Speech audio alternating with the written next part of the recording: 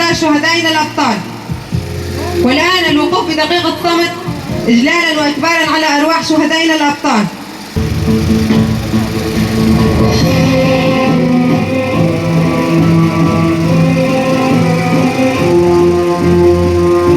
حضرت شهداؤنا وشهيداتنا، وبمناسبة يوم المرأة العالمي نتقدم بأرق وأعذب وأعطر عبارات التهنئة إلى أساس السعادة، إلى المنابع الفياضة بالحب والحنان، إلى جميع نساء العالم، وبالأخص أمهات الشهداء والقائد الأممي عبد الله وجلال قائد الإنسانية الذي نادى بثورة المرأة وحريتها.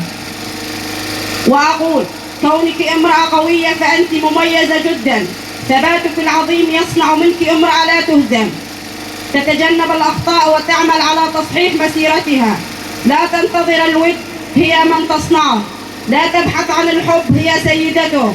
المرأة التي تهز المهد بيمينها تستطيع أن تهز العالم بيسارها.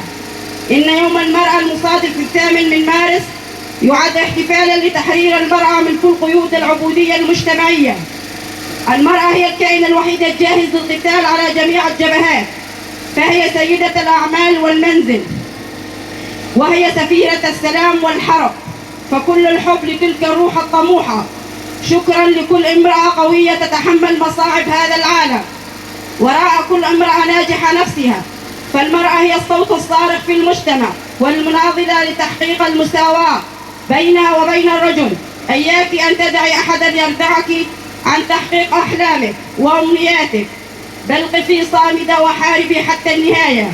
كل عام وأنتن بخير، بارك الله في جميع نساء العالم. يحق لك أن تفرحي في هذه المناسبة العالمية يا أميرة هذا اليوم، لأن اليوم العالمي للمرأة هو يومك المميز.